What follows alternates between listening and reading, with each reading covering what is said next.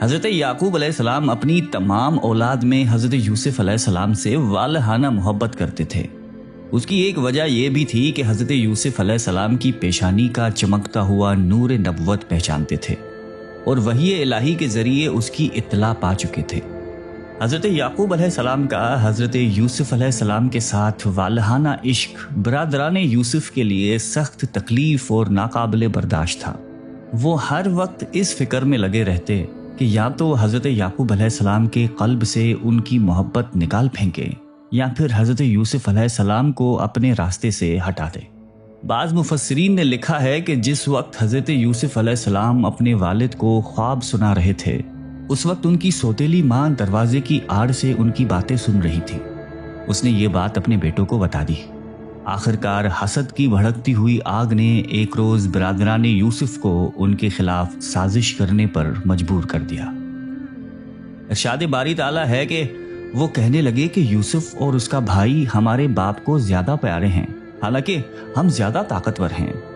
بلا شبہ ہمارے والد صریح غلطی پر ہیں۔ یوسف علیہ السلام کو تو مار ہی ڈالو یا کسی نامعلوم جگہ پھینک دو تاکہ والد کی توجہ صرف تمہاری طرف ہو جائے اور اس کے بعد تم نیک ہو جانا۔ ان میں سے ایک نے کہا، یوسف کو قتل نہ کرو بلکہ اسے کسی گمنام کنویں میں ڈال دو تاکہ کوئی قافلہ اسے اٹھا لے جائے۔ اگر تمہیں کرنا ہی ہے تو یہ کرو۔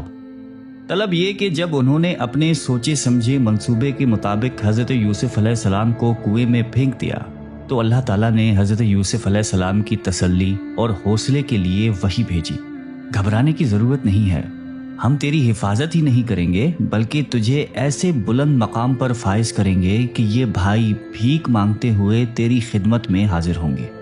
آگے کے واقعے کے متعلق قرآن کریم میں ارشاد باری تعالیٰ ہے کہ رات کے وقت وہ سب روتے ہوئے اپنے باپ کے پاس پہنچے اور کہنے لگے، ابا جان، ہم تو آپس میں دوڑ میں لگ گئے اور یوسف علیہ السلام کو ہم نے اسباب کے پاس چھوڑا، بس اسے بھیڑیا کھا گیا۔ آپ تو ہماری بات نہیں مانیں گے، گو کہ ہم بالکل سچے ہی ہوں۔ وہ حضرت یوسف کے کرتے کو خون سے آلودہ بھی کر لائے تھے۔ باپ نے کہا، یوں نہیں بلکہ تم نے اپنے دل ہی سے ایک بات بنا لی ہے۔ صبر ہی بہتر ہے اور تمہاری بنائی ہوئی باتوں پر اللہ ہی سے مدد کی طلب ہے۔ ابھی 3 روز گزرے تھے کہ ایک قافلہ آیا اور انہوں نے اپنے پانی لانے والے کو کنویں پر بھیجا۔ اس نے اپنا ڈول لٹکایا اور کہنے لگا کہ زہ قسمت، یہ تو ایک حسین و جمیل لڑکا ہے، اور انہوں نے اسے قیمت مال تجارت سمجھ کر چھپا لیا، اور جو کچھ وہ کرتے تھے اللہ کو سب علم تھا۔ مولانا محمد حفظ الرحمان سیوہاروی رحمۃ اللہ علیہ تحریر فرماتے ہیں کہ حجازی اسماعیلیوں کا ایک قافلہ شام سے مصر جاتے ہوئے وہاں سے گزر رہا تھا۔ کنواں دیکھ کر انہوں نے پانی کے لیے ڈول ڈالا۔ حضرت یوسف سمجھے کہ شاید بھائیوں کو رحم آ گیا ہے، ڈول پکڑ کر لٹک گئے۔ تاجروں نے ڈول نکالا تو حضرت یوسف علیہ السلام کو دیکھ کر جوش سے شور مچایا۔ اسی طرح حضرت یوسف علیہ السلام کو تاجروں کے قافلے والوں نے اپنا غلام بنا لیا اور مال تجارت کے ساتھ اس کو بھی مصر لے گئے۔ حضرت یوسف علیہ السلام کی زندگی کا یہ پہلو اپنے اندر کتنی عظمتیں پنہا رکھتا ہے، اس کا اندازہ وہی کر سکتا ہے جو چشم بصیرت رکھتا ہو۔ چھوٹی سی عمر میں والدہ کا انتقال ہو چکا ہے، باپ کی آغوش محبت تھی وہ بھی چھوٹی، چھوٹا بھائی بھی چھن گیا، سوتیلے بھائیوں نے بے وفائی کی، آزادی کی جگہ غلامی نصیب ہوئی، مگر ان سب باتوں کے باوجود قسمت پر شاکر، مصائب پر صابر اور خدا کے فیصلے پر راضی و رضا رہے۔ نیا زخم یہ کہ مصر کے بازار میں فروخت ہونے جا رہے ہیں۔ شاہی خاندان کا ایک رئیس سیر کرنے کے لیے مصر کے بازار سے گزر رہا تھا کہ حضرت یوسف علیہ السلام پر نظر پڑی۔ اس نے معمولی قیمت دے کر انہیں خرید لیا۔ اس زمانے میں مصری خود کو دنیا کی بہترین قوم سمجھتے تھے، جبکہ بدوی اور صحرائی قبائل کو نہایتی حقارت سے دیکھتے تھے اور ان کے ساتھ اچھوتوں کا سا رویہ اختیار کرتے تھے۔ انہی قبائل میں سے ایک قبیلہ نسل ابراہیمی علیہ السلام کی یادگار کنعان میں آباد تھا۔ ان لوگوں کے رزق کا دار و مدار شکار پر تھا۔ خس پوش جھونپڑیاں اور بکریوں کے ریوڑ ان کی دھن دولت تھی۔ ان حالات میں حضرت یوسف علیہ السلام کے متعلق اللہ تعالیٰ کی معجز نمائی دیکھیں کہ ایک بدوی اور وہ بھی غلام ایک صاحب شوکت و حشمت رئیس کے یہاں جا پہنچتا ہے تو اپنی عصمت مآب زندگی، علم و وقار کی بدولت اس کی آنکھوں کا تارا اور دل کا مالک بن جاتا ہے، اور وہ اپنی اہلیہ سے کہتا ہے کہ دیکھو اسے عزت سے رکھو، کچھ عجب نہیں کہ یہ ہمیں فائدہ بخشے یا ہم اسے اپنا بیٹا بنا لیں۔ شب معراج کی ایک روایت ہے، حضرت انس بن مالک رضی اللہ تعالی عنہ سے مروی ہے کہ رسول اللہ صلی اللہ علیہ وآلہ وسلم نے فرمایا کہ جب میں حضرت یوسف علیہ السلام سے ملا تو میں نے دیکھا کہ اللہ تعالیٰ نے پورے عالم کے حسن و جمال میں سے آدھا انہیں عطا فرمایا ہے، اور یوسف علیہ السلام کا یہی حسن و جمال ایک نئے امتحان کا باعث بنا۔ بھرپور وجاہت کے ساتھ جب جوانی کی دہلیز پر قدم رکھا تو عزیز مصر کی بیوی زلیخا فریفتہ ہو گئی۔ سورہ یوسف کی آیت 22 سے 34 تک اس کی تفصیل موجود ہے، یا حضرت یوسف علیہ السلام سے متعلق آپ ہمارا گزشتہ ویڈیو بھی دیکھ سکتے ہیں، جس میں حضرت یوسف علیہ السلام اور زلیخا کے درمیان پیش ہونے والے تمام واقعات کو تفصیل سے بیان کیا گیا ہے۔ حضرت یوسف علیہ السلام نے اپنے رب سے دعا کی کہ گناہ کے اس کام کے مقابلے میں مجھے قید و بند کی زندگی پسند ہے۔ اللہ تعالیٰ نے ان کی دعا قبول فرمائی۔ دعا مومن کا ہتھیار ہے۔ حدیث نبوی میں آتا ہے کہ 7 انسانوں کو اللہ تعالیٰ قیامت کے دن عرش کا سایہ عطا کریں گے۔ ان میں سے ایک وہ شخص ہے جسے ایک ایسی عورت دعوت گناہ دے جو حسن و جمال سے بھی آراستہ ہو اور جاہ و منصب کی بھی حامل ہو، لیکن وہ اس کے جواب میں یہ کہہ دے کہ میں تو اللہ سے ڈرتا ہوں۔ حضرت یوسف علیہ السلام کی بے گناہی کے ثبوت اور یقین کے باوجود عزیز مصر نے یہ مناسب سمجھا کہ انہیں کچھ عرصہ قید میں رکھا جائے۔ جیل میں حضرت یوسف علیہ السلام کی ملاقات شاہ مصر کے 2 خاص ملازمین سے ہوئی۔ اللہ تعالیٰ نے حضرت یوسف علیہ السلام کو خوابوں کی تعبیر کا علم دیا تھا۔ خوابوں کے اس علم ہی نے آپ کو بادشاہ مصر کی دربار تک رسائی دلائی۔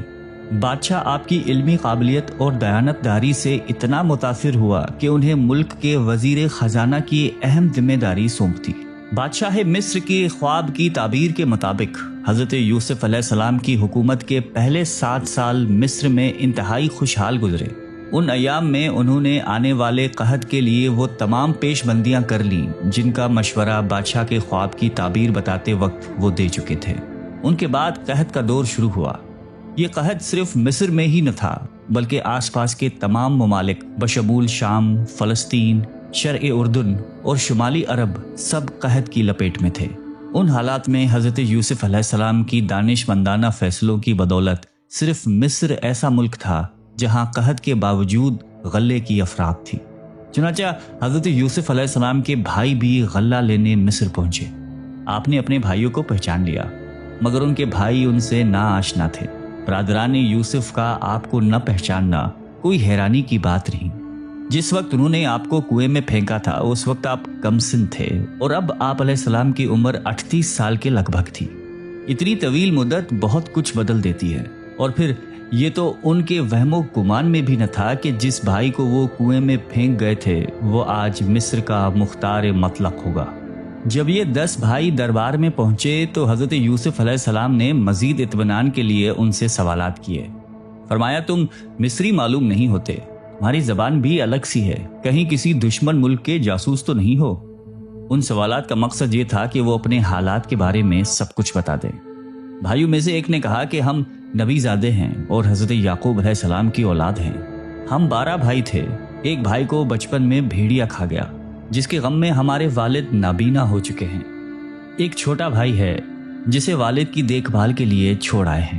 حضرت یوسف علیہ السلام نے انہیں شاہی مہمان خانے میں ٹھہرایا، جاتے ہوئے پورا اناج دیا اور کہا کہ آئندہ اپنے چھوٹے بھائی کو ساتھ لانا، اگر تم اس سے نہیں لے کر آئے تو غلہ نہیں ملے گا۔